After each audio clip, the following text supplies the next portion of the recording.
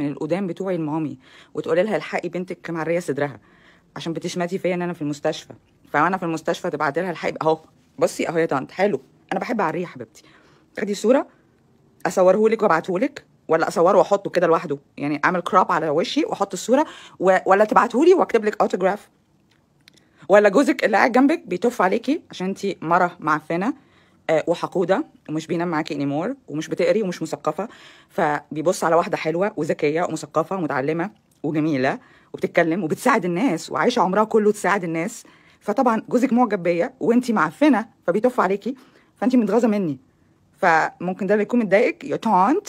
بدل ما تبعتي لامي فيديو انا هكلمك دايركتلي. الفيديو ده للناس اللي عندها نوع من انواع المرض اللي احنا لسه ما درسناهوش، بس انا دلوقتي بنصنفه ارهاب، واخده بالك؟ وبيبعتوا لمامي فيديوهات بتاعتي لما اول ما جيت امريكا السنه دي وكنت بلبس الفساتين بتاعتي البرازيليه.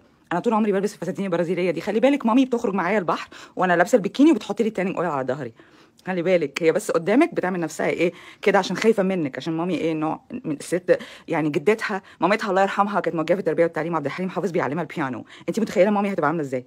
مش هتعرف تتكلم الاشكال الوسخه دي. فانا بعرف تونت لو جوزك معجب بيا ولا حاجه انا ما عنديش اي مانع اعلمك ازاي تبقي واحده ست حلوه عشان خاطر تبطلي الحقد اللي بيوصلك للارهاب ده، عشان انت سودا من جوه.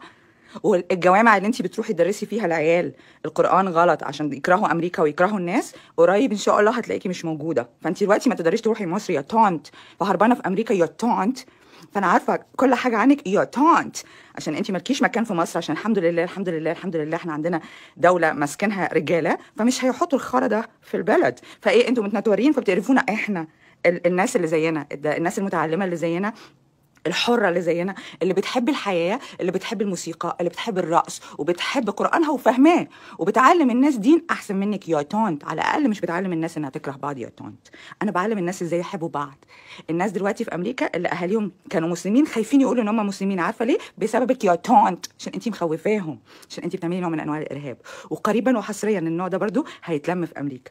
فلمي نفسك يا تونت عشان أنتي دلوقتي بتمثلي مع حد غلط. أنا لسه طالعة من المستشفى ولسه لابسة البتاعة بتاعت المستشفى، بس صدقيني امبارح لو لسه ما متش ورحت لربنا واضح ان هو لسه عايز يخليني على الارض يا طنط. عارفه ليه؟ عشان الاشكال اللي زيك، الاشكال اللي زيك ما تلوثش الجنريشن اللي جايه، الاشكال اللي زيك ما تخوفش الناس، الاشكال اللي زيك احاربها ان شاء الله بالعلم بالحب بالرقص بالموسيقى بالحياه بالتسامح بالقراءة بالقرآن الصحيح. عارفة يا طنط ايه اللي حصل امبارح؟ انا كنت المفروض اخد دواء عشان اهدى من التعب اللي انا فيه، والدكتور كان اهله مسلمين بس هو ما اعترفش انه مسلم من كتر ما هو خايف منكم.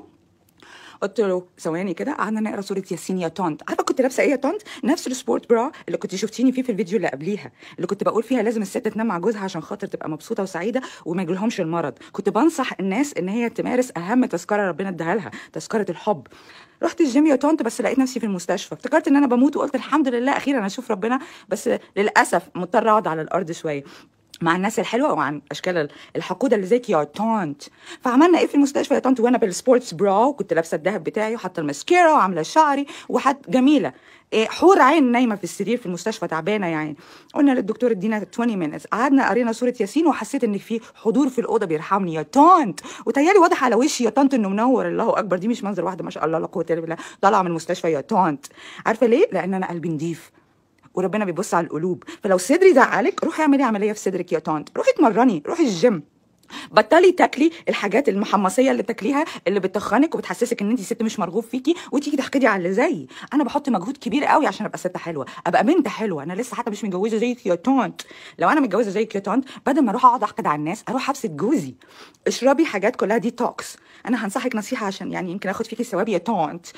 اول ما تصحي من النوم اشربي فينيجر، اوكي؟ ابل سيدر فينيجر، وبعد كده اشربي كل حاجه خضراء حطيها في الخلاط، واخده بالك؟ واشربيه على غيار ريق، وبعدين حطي شويه موسيقى وارقصي في اوضتك لوحدك يا طنط.